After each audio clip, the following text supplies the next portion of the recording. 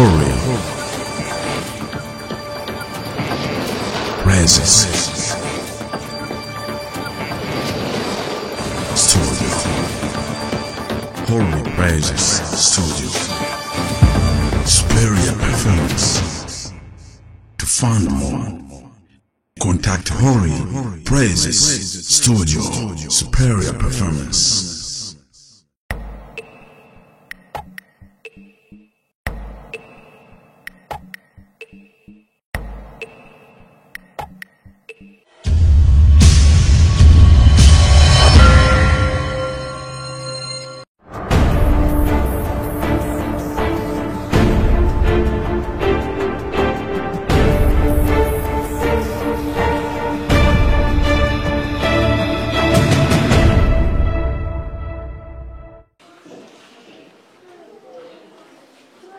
Happy Sabbath. Happy Sabbath. Happy Sabbath. Happy Sabbath. Tabasamu. Kanuni ya Mkristo. Na kanuni ya Mkristo. Tabasamu. Maranatha. Yesu araje. Yesu araje. Maranatha. Amen. Murabonye mu gihe abandi bose bariko baridondora, jewe bansigiye umwanya ntibihenze niko bisanzwe bimeze.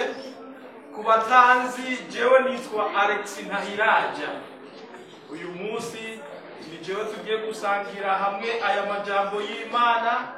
Ndasaba Imana yuko Imana ija kubafasha, ija kubagaburira, kandi nanjye ubwanje nongere mpagane hamwe nabo, gaburirwe hamwe nabo. Amen. Amen.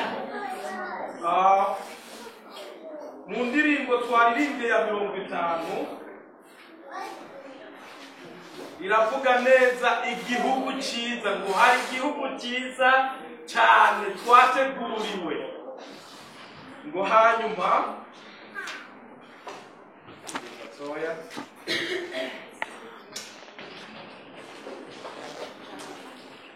ngo tukirorere twizigiye kuko data yakitweretse. Amen. Amen. Ni igihugu cyiza cyane, kandi icyo gihugu turindiriye twaragisezeraniwe kandi twarahakikishirijwe. Yesu ubwiwe yaraje ngara avuga ati hari igihugu. Kubw'ibyo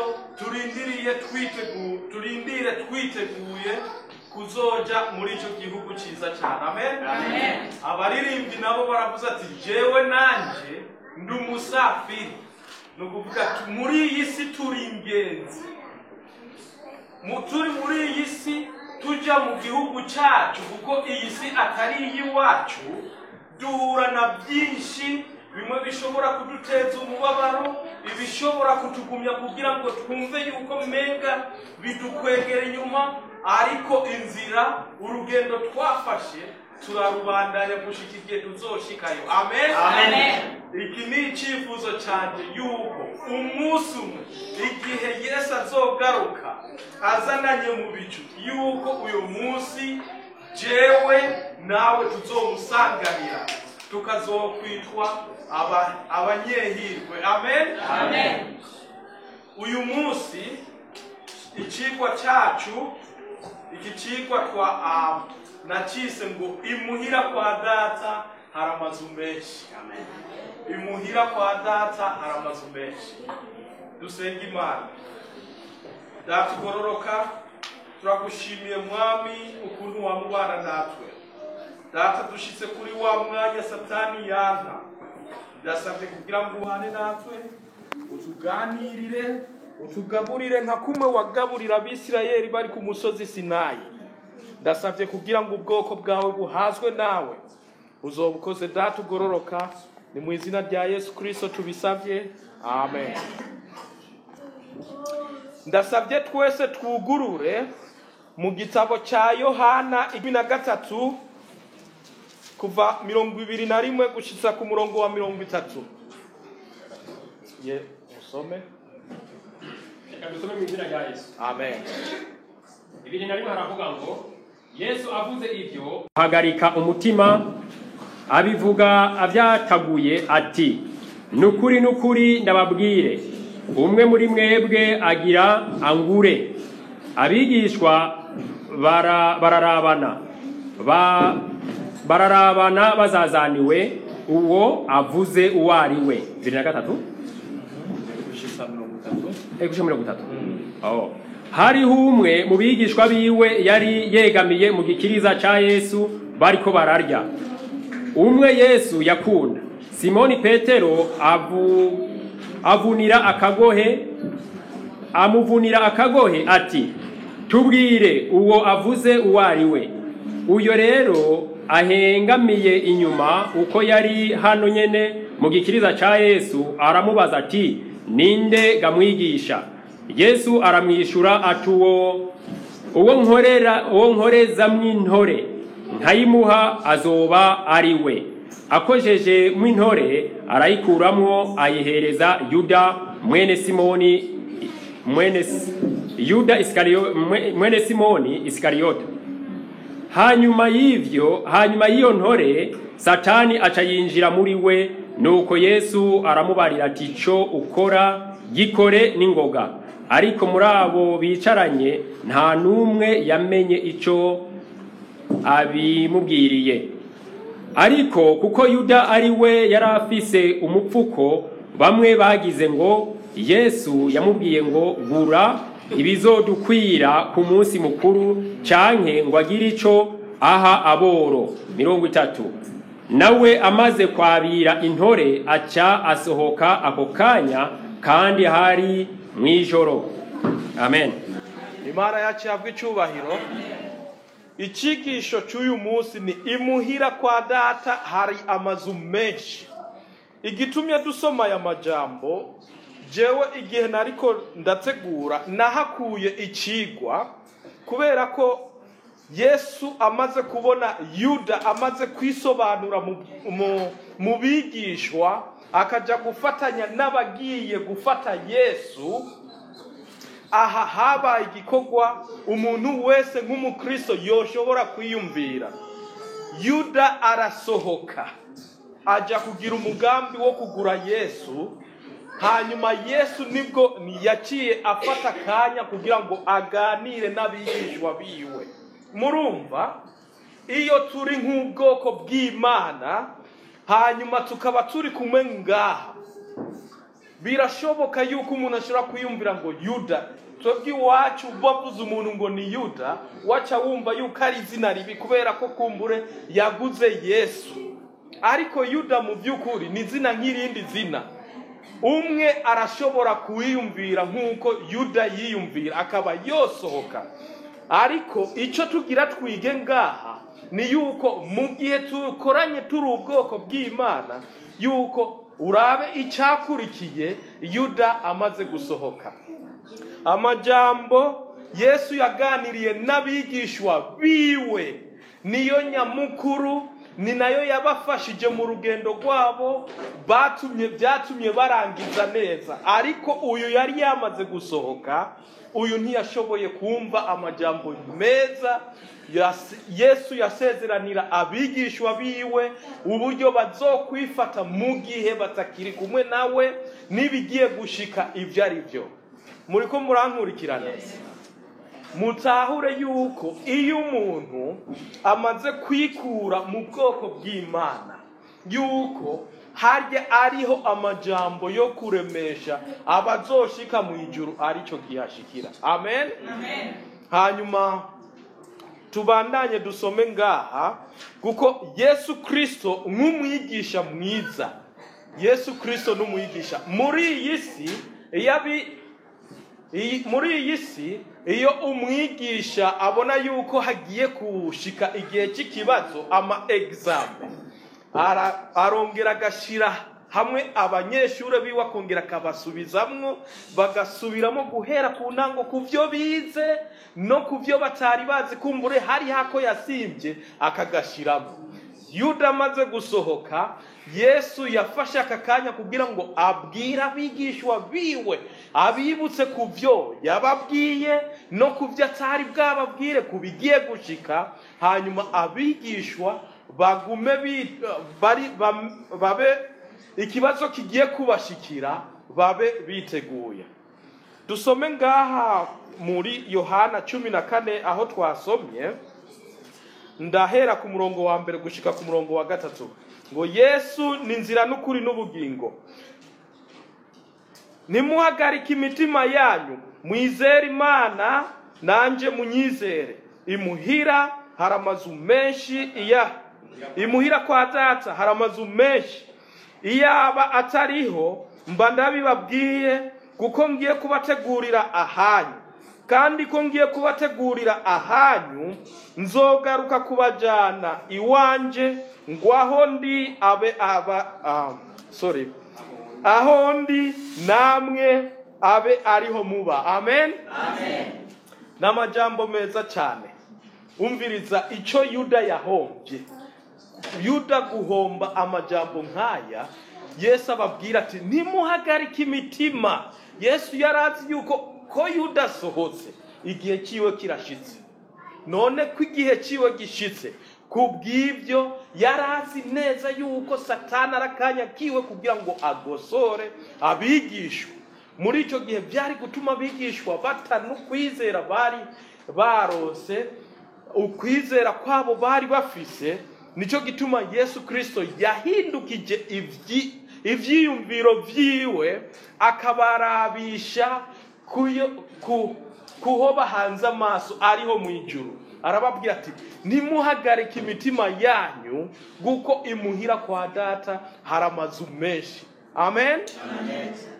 Iki cigisho natwe cyoshobora kudufasha ari hamwe twohura n'ingorane zigiye kudushikira, tukaraba tukiyumvira duti iki kigiye gushika mbega turabisi. Nkuko babaririmbyi bavuze ati aha mwisi turi ingenzi, iyo tuja ni mu ijuru.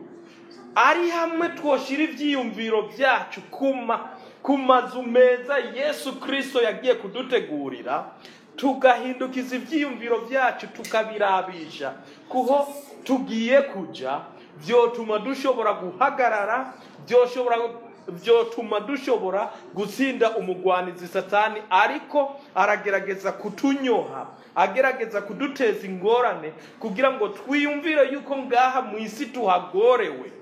Mbega uri ingenzi, nk'ubu uri mu gihugu cy'abandi canke ushumbiye ahandi hantu, mbega wofatwa neza?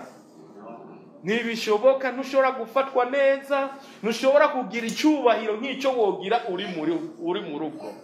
Rero natwe tumenye yuko aha mu isi turi atari iwacu, guko iwacu ari mu ijuru aho Yesu yagiye kudutegurira. Amen. Amen. Ngo hari amazu menshi. Ari hamwe kwiyumvira hari inzu. Wewe urafise inzu, nanje ndafise inzu. Muri icyo gihe rero igitangaje kuri aya majambo, igihe yavuga ngo hari amazu menshi, byumvikana yuko n'imbere yuko Yesu aducagura amazu yarariho. Amazu yarariho, hari amazu akwiriye gwanje, gwawe, amazu arahari. Ariko kugira ngo tuyaronke ni yuko tubwira mu majambo ya Yesu Kristo, kugira ngo tuzoshike aho yaduteguriye ni yuko tubwira muntuza mu majambo yiwe. Amen. Amen. Nuko hagiye kuza ikintu gishobora kukunyiganyiza kugira ngo uhombe ya nzu yawe ntuzoyishikamo. Urumva? Ariko ari hamwe woshobora guhindukiza ibyiyumviro byawe ngo nturabe izi ngorane ziriko zirakunyoha, nturabe iki kiriko kirakubabaza kuri uyu munsi, ukaraba hariya iyo turiko turaja, bizotuma niki kintu kiriko kiragukwega wumva inguvu zituma ukata n'uyu mugozi uri kuragukwega. Amen. Amen. Hanyuma hano Yesu Kristo yavuze ibi kubera ko yarazi yuko Satani afise ubujanja. Dusome ngaha mu Bikorinto ba kabiri 11.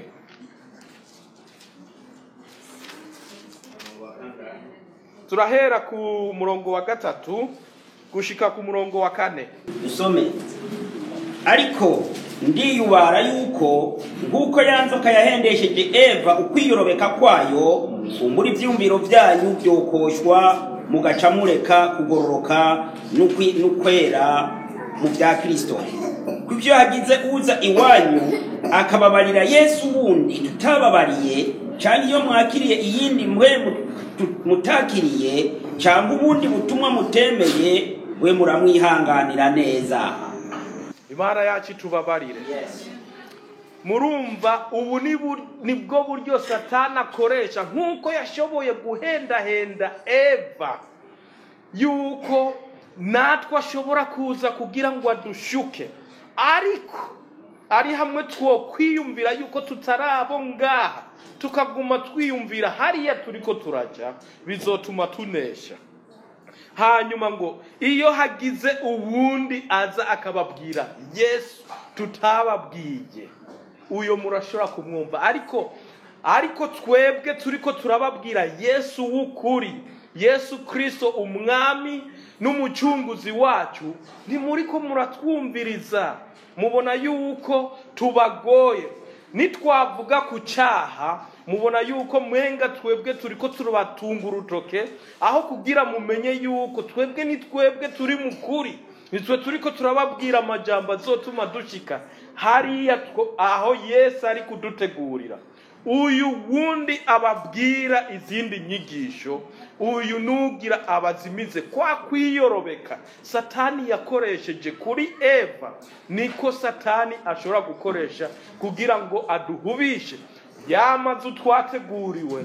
Aya mazu wewe wari ufise gwawe, kumbure wobaye n'umubanyi wanje, none muri iki gihe nzohava mbana n'umuntu ava hiyo muri za China. Urumva? Kubw'ivyo ndabashira mwumwete bene data n'inguvu yuko twobandanya kugira ngo tumenye yuko dufise utuvugira, dufise umwami wacu Yesu Kristo yagiye kugira ngo adutegurire. Hanyuma ko hari amazu menshi, tumenye yuko ayo mazu ariyo yateguriwe twebwe. Hariyo gwawe, hariyo gwanje, hariyo niyo wundi tutazi kumbura muri Amerika, ari mu nzira imwe niyi turimo. Amen. Hanyuma ngo ntuhagarike umutima, kuko Yesu Kristo ari mu ijuru kandi aradusabira. Yesu Kristo aradusabira, ari mu ijuru, niwe muherezi mukuru wacu adusabira. Soma Yohana 17 ku murongo wa 20. Yohana 17 ku murongo wa 20. Wahabonye? Amen. Sisabira bagusha, ariko ndasabira nabo bazonyizera kubw'ijambo ryaba. Amena. Amen. Aha aya n'amajambo Yesu yakoresheje ariko asabira abigishwa, ariko ngawe wibuke ko Yuda ntiyarari muraba Yesu yari karasabira. Yuda yari yamaze gusohoka, Yesu asabira abigishwa, abarambika kwibiganza. Nico kimwe n'uyu munsi, nta muntu numwe azoshobora guhagarara mu nzira y'Imana mu gihe atasabiwe na Yesu Kristo. Mbega ikiyumviro, ikibazo gica kiza, mbega wiyumvira yuko uri mu bwoko bw'Imana, uri mu ntumwa z'Imana, mbega uri muraba Yesu asabira? Ngo nsisabira abagusa, ntiyasabira abigishwa bonyene, ahubwo yasabira natwe turiko turizera kandi tugagira ikirenge mu ca Yesu. Amen. Hanyuma aradusabira kugira ngo tumenye Imana n'urukundo yadukunze. Ku murongo wa 3 aho nyene muri ico gice haravuga ngo ubu nibwo bugingo budashira, ko bamenya wewe Imana yonyene y'ukuri n'uwo watumye Yesu Kristo. Nuko icifuzo ni yuko tumenya Imana data wa twese, umuremyi yaturemye, twongere tumenye n'umwana wayo Yesu Kristo yaje ku isi kugira ngo adupfire, adukure kw'ivyaha byari byaratuboshe. Satani yari yaratwisiziye, ariko kuri uyu munsi turi free. Uyu munsi turi free, si free yo gukora ibyo twishakiye, ni free yo kuva mu munyororo wa Satani. Aradusabira kugira ngo tumenye Imana, hanyuma twongere tumenye Yesu Kristo, tumenye igikorwa ciwe, yuko ari we adusabira, yuko ari we muherezi mukuru dufise, niwe muloya wacu. Ariko wewe udashaka kwizera Yesu Kristo nk'umwami n'umucunguzi wawe, umuroya wawe ni Satani, niwe nagenda akavuga ati uyu niwe gwanje. Murumva, mu gihe utemeye agakiza gatangwa na Yesu Kristo, wewe umuroya wawe ni Satani, kandi Satani ntazokuvugira neza kuko azogenda avuga ati uyu ni gwanje. Mbega Satani nabiwe bagerewe hehe? Mu muriro niho bagerewe. Ariko kuri uyu munsi Imana ishimwe ko turiko turumva aya majambo meza kugira ngo tube twoshobora kwikiranura aho tugenda nabi, duhindukire turabe inzira y'umusaraba. Amen. Tumenye yuko Yesu Kristo yapfuye kubw'ibyaha byacu, kandi tumenye abo turibo, tumenye yuko tutarabisi, kuko twebwe turi ingenzi, dufise urugendo, kandi uru rugendo ruja mu ijuru. Mu gihe tutarabisi rero, isi itegerezwa kutwanka, dutegerezwa guhura n'ibitugora, amagwara ategerezwa kutuzako, abagenzi bashobora kutwanka, inshuti bashobora kutwanka, kuko ntiturabisi. Amen. Amen. Ariko ibyo bidutera umunezero kubera ko tuzi yuko iwacu harashining. Amen. Iwacu harakayangana. Amen. Yesu yagiye mu ijuru aradutegurira kugira ngo twame turi ngaha tuzi yuko iwacu ni hasa naha. Obama yaba yamenya yuko inzu yangira utaguyiwe, yoma icyubahiro. Ariko mu by'ukuri twebwe dufise agaciro. Ni nacyo gituma Bibiliya ivuga yuko twebwe turindwa kurusha uko abaganzi si barindwa. Amen. Nk'ubu rero turi ngaha, turi imbere y'Imana, twategereza kunezerwa kuko ngaha abagarde bari ngaha ntiwoshobora kuba ari hamwe gusa. Twokugurwa amaso kugira ngo turabe abadukikije ngaha, twokumva ifyeri. Amen. Yes, turacyari mu isi, turarinzwe kuko dufise agaciro. Nubwo abisi badukengera, ariko dufise agaciro kanini. Amen. Ariko ikiruta byose twame twibuka iyo Yesu ari, kuko hariya niyo tuzoba, kuko tuzokwama tubana nawe ibihe bidashira. Twame twibuka amazu yacu yaduteguriye mu Cyongereza. Muri Bibiliya z'icyongereza bavuga ngo mansion. Mansion ni ukuvuga si inzu isanzwe, kuko ari inzu zimwe z'igifahari. Urumva ya nzu ushobora gutambuka hamwe.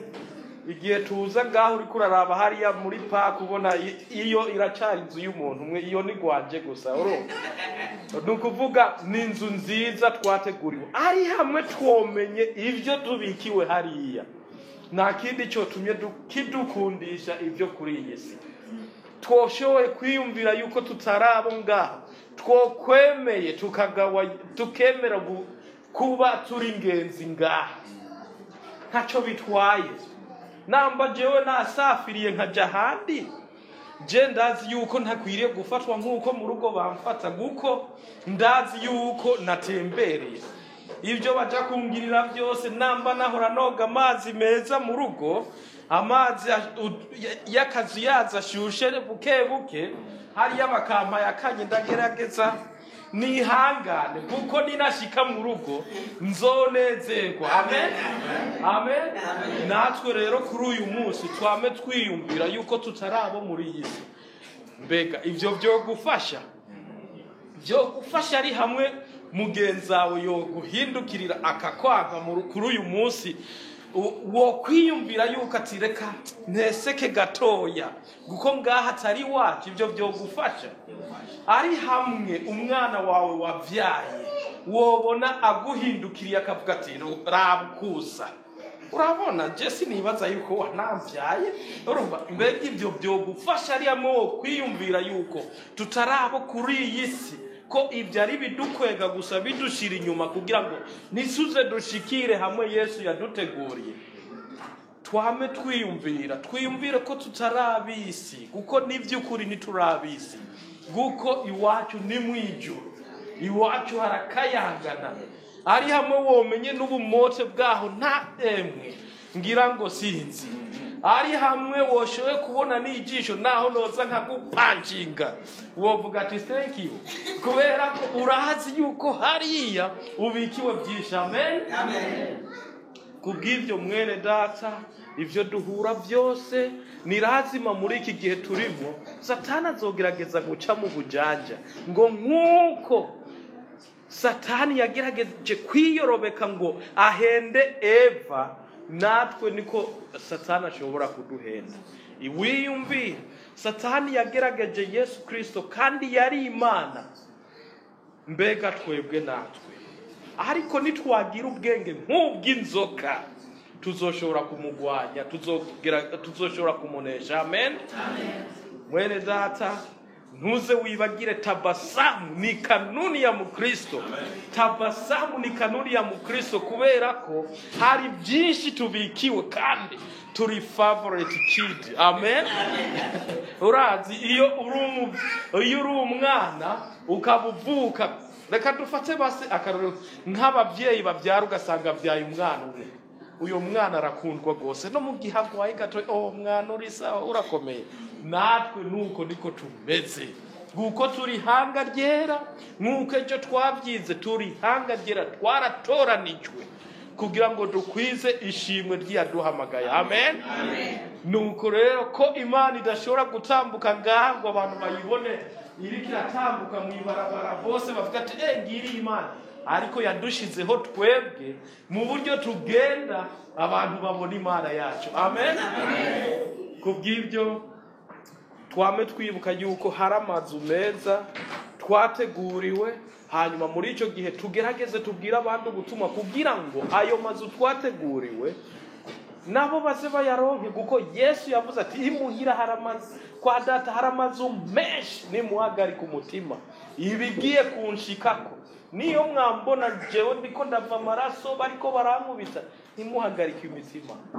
Ibyo nababwiye biri kurya nyene, hariya haramazu menshi kandi yabatahari mba ndabibabwiye. Amen, kubw'ivyo arahari, twame twizera. Amen. Hanyuma hano dusome ngaha, ariko hari ikintu nyamukuru dutegerezwa kwama twibuka, guko dufise inshingano nini. Turazi yuko dutegerezwa gukwiza ubutumwa bwiza bw'ubwami. Matayo 28, Matayo 28 kuva 19 gushika 20. Nuko nimugende muhindura amahanga yose abigishwa, mubabatiza mu izina rya Data wa twese n'iry'Umwana n'irya Mpwemu Yera, mubigishe kwitonda ivyo nabageze byose, umve ndi kumwe namwe iminsi yose gushitsa ku muhero w'isi. Amen, amen. Murumva amajambo meza Yesu Kristo atubwira, ariko wame wibuka mwene data,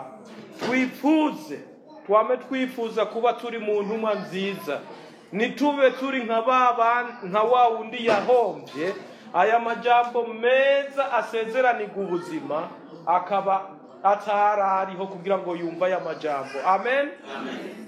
Ndasabye kugira ngo mubandanye munkurikire, guko Satani ashobora kuduhubisha kugira ngo dusamare mu kanya gatoya. Twame twibuka ngo tugende duhindure amahanga yose, hanyuma ngo tubigishe kwitondera iki inusu yabyo, mbega byose. Nukuvuga twigisha amahanga kwitondera ibyo yatugeze byose, harimo n'isabato bene data. Amen, nuko iki ubu nibwo butumwa bwiza bw'ubwami, guko ubundi n'ubutumwa, ariko ubu turiko turavuga uyu munsi n'ubutumwa bwiza bw'ubwami, guko twigisha amahanga kwitondera ibyo yatugeze byose. Amen, amen. Hanyuma kuri Matayo 24 ku murongo wa 14, kandi ubutumwa bwiza bw'ubwami buzovugwa ku isi yose ngo bube ikimenyetso kibera icyabo n'amahanga yose, maze umuhero uzocuza. Imana yacu ishimwe. Ni ukuvuga aha Yesu yariko yerekana ibizokwerekana yuko Yesu agarutse. Ubu butumwa bwiza bw'ubwami buzovugwa ku isi yose. Kuri uyu munsi ikintu kigezweho ni kwitondera isabato, ni isabato. Mwibuke yuko dutegerezwa kwizera Yesu Kristo no kwitondera ibyagezwe vyiwe. Guko usomye munuza mu byahishuriwe Yohana 14 herekana neza yuko abazoshobora kunesha, abatazoshobora gusenga cya gikoko, ko arabitondeye ibyagezwe. Yohana 14 ku murongo wa 12. Ibyahishuriwe Yohana. Sante.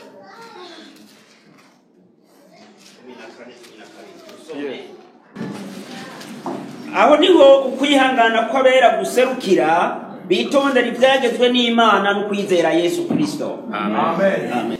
Nibishoboka yuko wizera Yesu Kristo utitondera ibyagezwe n'Imana, mwene data, yuko nukuri ni lazima twizere Yesu Kristo, ariko kandi twongere twitondere ibyagezwe nawe. Amen. Guko aho niho herekana umwana mwiza, umwana yubaha abavyeyi biwe. Amen.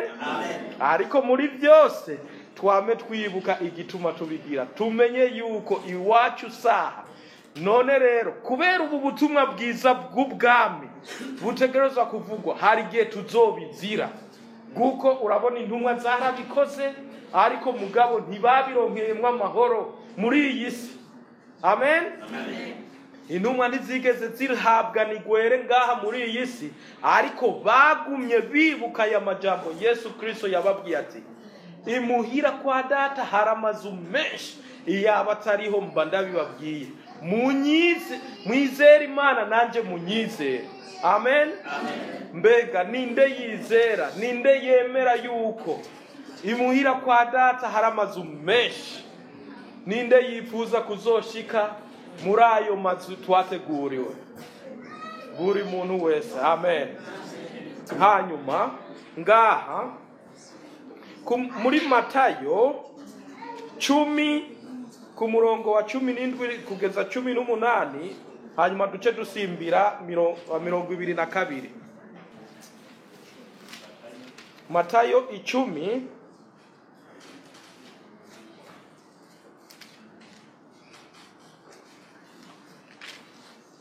Matayo 10 umurongo wa 17 na 18 ucusimbira 22. 10:17 haravuga aya majambo ngo mwirinde abantu bazobashengerana mu manza,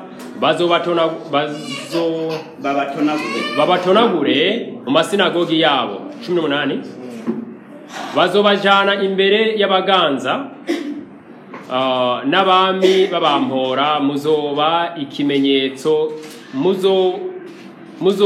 ikimenyetso kibabere icyabona bo n'abanyamahanga. Hanyuma 22 muzoba mwanswe na bose babahora izina ryanje, ariko uwihangana agashitsa iherezo niwe azokira. Amen. Imana yacu habwa icyubahiro. N'amajambo yumvikana yuko ateye ubwoba, yuko ashobora kuba menga yo gutera ubwoba, ariko Yesu Kristo yavuze ngo umve ndi kumwe namwe no gushitsa ku mpera y'isi. Kubw'ibyo ntitugire ubwoba, ariko twame twibuka ko muri iyi si ntiturabisi, kubw'ibyo tuzokwahwa.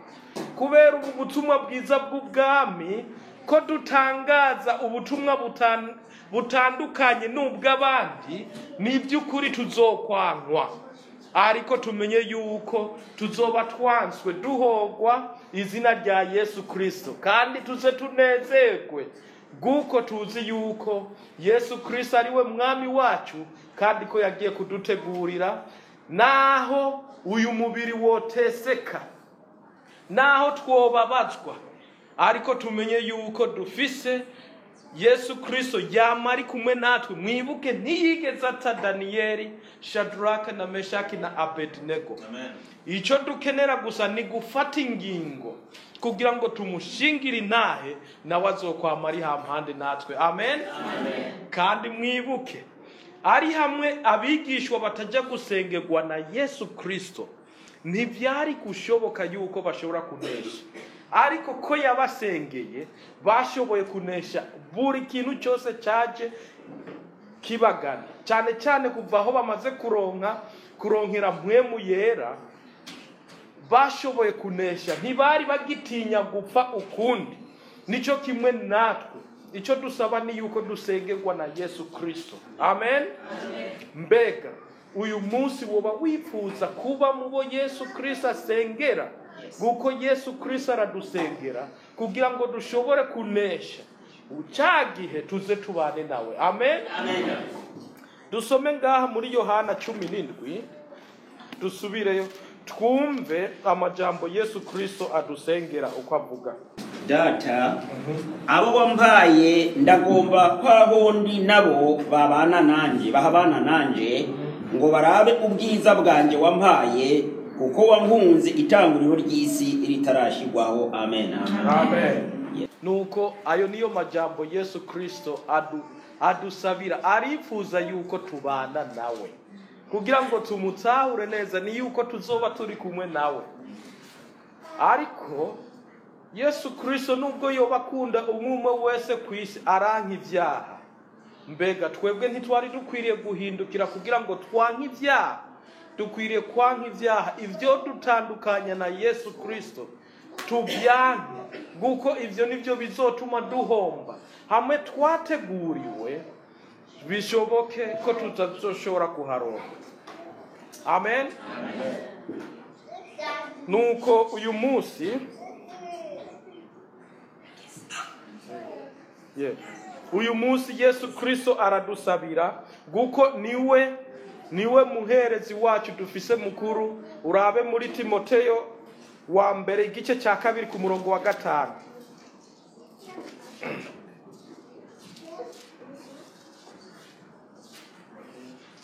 Timoteyo wa mbere 2 ku murongo wa 5 avuga ati kuko hari Imana imwe kandi hari umuhuza umwe w'Imana n'abantu, nawe nyene n'umuntu ni Kristo Yesu. Amen.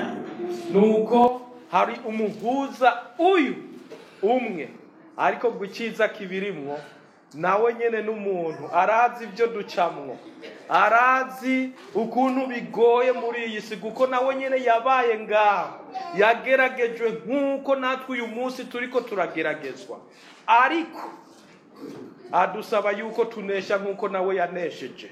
Kubw'ibyo ntibishoboka mu gihe tutohindukiriza amaso yacu kugira ngo turabe Yesu Kristo aba ari we adushoboza kunesha. Amen. Nagomba ndangize, ariko hari ikintu kimwe nagira nsabe. Turi muri uru rugendo, hari igihe wo kwiyumvira yuko inzira twahisemo yo gukurikira Yesu no kwitondera ibyagezwe vyiwe yuko ari inzira yoroshe. Mwene data, uzoba wihenze, kuko ni inzira igoye rwose, kuko mwabonye yuko tuzokwankwa, tuzofatwa, badushengerane, baduhora izina rya Yesu Kristo. Ariko icyo dusaba ni yuko dusengerwa uyu munsi. Ninde kuri uyu munsi yumva yifuza, afise inyota yuko Yesu Kristo amusengera? Ninde uyo muntu yumva yuko akwiriye gusengerwa, aho avuga ati data, sinsabira aba gusa, nsabira n'abazokumva ijambo ryawe kubwaba? Ninde kuri uyu munsi? Namba wumva yuko kuri uyu munsi wumva yuko ukeneye igishikazi cyo kuzobona Yesu Kristo aje azananye mu bicu, hanyuma ukaba wifuza kuba mu bo ariko arasengera, kuko ibigiye kuza tudashobora kuzohagarara twebwe ubwacu ngo tubineshe. Ndasabye mwene data kugira ngo uhaguruke aho uri, hanyuma turirimbe indirimbo, turirimbane hamwe. Amen. Namba wumva yuko ushaka kuzobana na Yesu Kristo, ukaba wumva yuko ushaka kuzobona aho yaguteguriye, uvyaguruke kugira ngo duhimbazanye hamwe. Amen. Ndasabye umuririmbisha aturongore mu ndirimbo ya 98. 68, sorry. 68.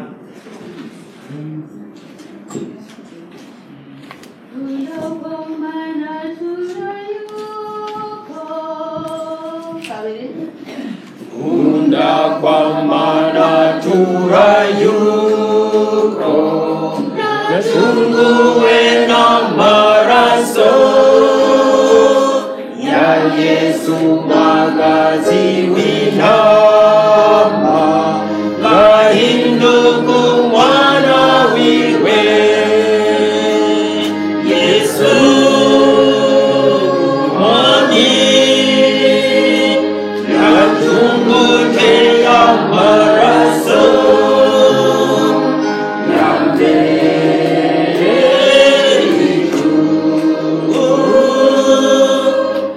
nahindutse umwana wiwe. Imbawe no kuba Mungu Wele data wumvise aya majambo avuga kuri uyu munsi, n'amajambo meza akwereka mw'ijuru iwacu ko Yesu Kristo yaduteguriye. Ariko hashobora kuba hari ikintu kiriko kirakuzibira kugira ngo ntuzoshike hariya mw'ijuru.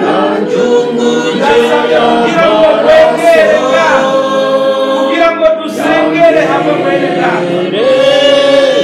Ndasabye wewe ubwawe utambuke ngaho dusenge Imana, uzatubona aho yaduteguriye. Iyumviriye umucunguzi watewe ukarindamira, aririmba kuhonohora indirimbo urukundo rwiwe. Yesu mwami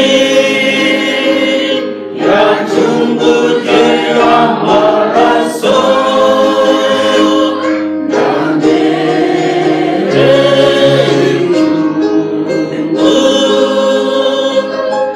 nahindutse umwana wiwe. Mwene data, ijambo ry'Imana riravuga neza ngo bari mwebwe mwisuzuma, bari mwebwe mwiyizi. Birashoboka kuba ubwira mu nzira zishobora gutuma utazoshikira mu bwami bw'ijuru. Ndasabye mwene data kugira ngo abe ari wowe wisuzuma, uze ngaha kugira ngo dusengere hamwe. Ubu ni ubutumwa bwiza bw'ubwami. Ntabwo wahora wumva ubutumwa. Ubu ni ubutumwa bwiza bw'ubwami buguhamagara kugira ngo wegere Imana. Nahindutse umwana wiwe,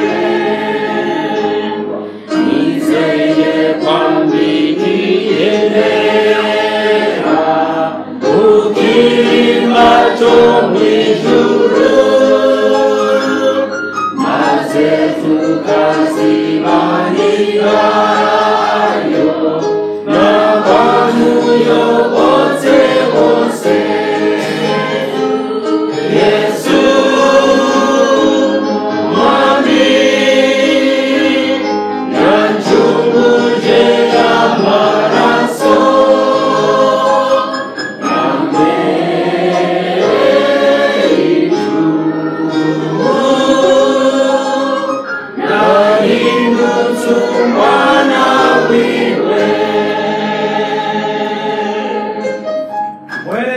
data urashobora kuba utashoboye kumva ibyo nariko ndavuga. Nahamagaye namba wumva mu buzima bwawe ko hari ikintu kiriko kirakuzibira gishobora gishobora gutuma utosanganira umwami wawe.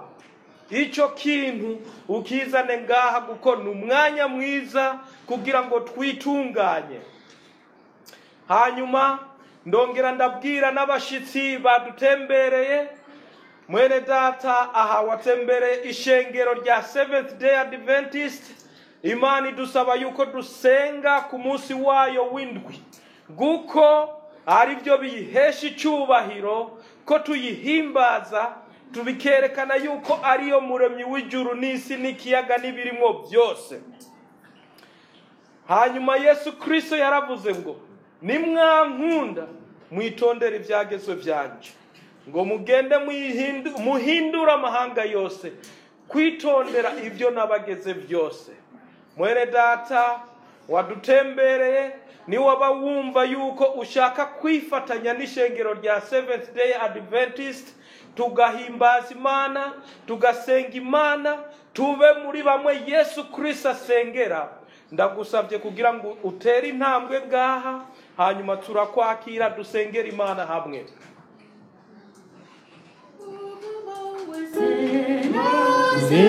Kwa Yesu ubutumwa bwiza buvugwe hose, yuko Yesu ari irembo ry'ubugingo, ugomba wese naze, ugomba naze, ugomba naze, nimubimenyeshe bose bo kw'isi, n'umuvyeyi ahamagara abanaki, ugomba wese naze. Mwene data wumvise iri jambo ry'Imana, Imana iguhezagire cyane. Uyu munsi ugenda umenya yuko dufise umuntu adusengera, dufise Yesu Kristo ari wadusengera, kandi ko tubikiwe byinshi mu ijuru. Turashimiye cyane aba bashoboye kuza ngaha kugira ngo bitunganye n'Imana. Turasabye kugira ngo ishengero twese dupfukame, hanyuma tubashire mu maboko y'Imana. Mwene data Joseph Bukuru, turagusabye turongore mu masengesho. Mana yacu bwirukiro ubuzima, mukama w'amahoro ugororoka, zina rihambaye muremyi w'ijuru n'isi, wabyo kandi uzokwamaho, atawagutanguriye kandi atawugusubirira, ari wewe Mana wenyene, izina ryawe rihabwe icyubahiro. Ngaya mahanga yawe dukoraniye imbere yawe, ni ihanga rinini cyane, hari ubwoko bwawe bwashagaje hano imbere yawe, maze umaze kumva ijambo ryawe ukagomba kwitegura mu mitima kugira ngo amazu Yesu yagiye kudutegura arabaze bayabemwo. Mana ngo ubwoko bwawe bwashyize imbere yawe, bamwe n'abana bato, ariko nk'uko Yesu yavuze ati muri aya mabuye uvukamwo abana b'Aburahamu, n'aba bana ntibazi icyo bakora, ariko kubw'umuhamagaro wawe bumvise gushikana imbere yawe. Mana turabasabiye amahoro kugira ngo abana bakike mu gikaraza cawe kandi ubahari utabaharuriye. Ndazi n'abana bato benshi ibyo bakora ibyo batazi, bagacumura ku bavyeyi, bakavuga ibitabereye, ariko ndakwinginze muri rusange bagirira imbabazi, na cyane cyane bahinyota kwiyumvira ijambo ryawe. Mana uri mwijura ubwoko bwawe bundi bashagaje hano mu ihema ryawe, kandi noneho Satani atakunze ko bahaguruka ku birenge byabo, nabo ndakwinginze kubigishiriza aho bari, maze amajambo aze gukomeza mu mitima yabo gushika no mu nsango zabo. Ubundi munsi rw'iryawe rigere ryongorere, maze bitabe kugira ngo bashike imbere yawe.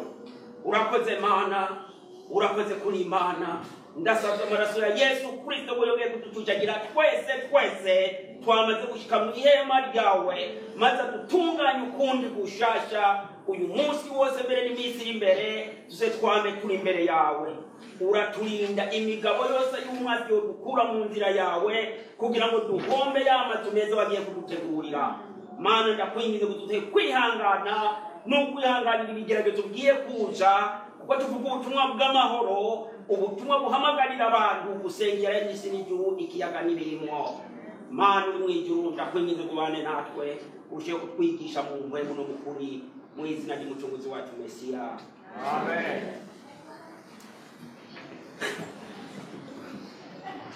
Abumvise ijambo ry'Imana kuri uyu munsi, Imana ibahezagire.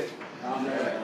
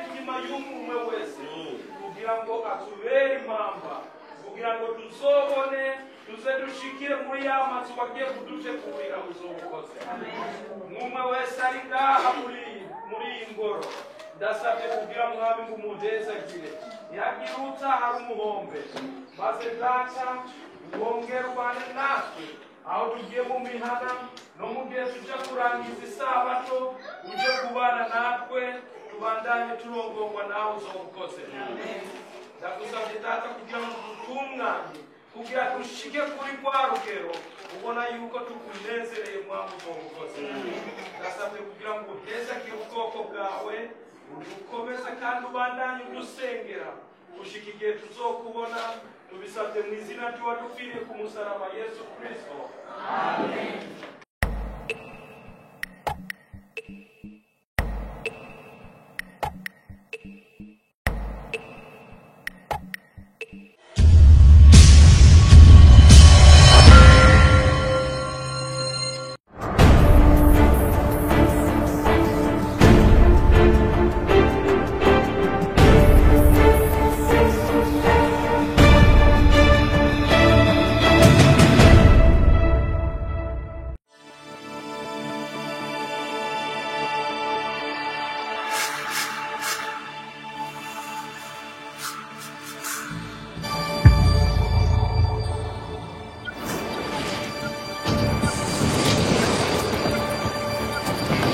Holy Praises Studio. Holy Praises Studio. Superior Performance. To find more, contact Holy Praises Studio. Superior Performance.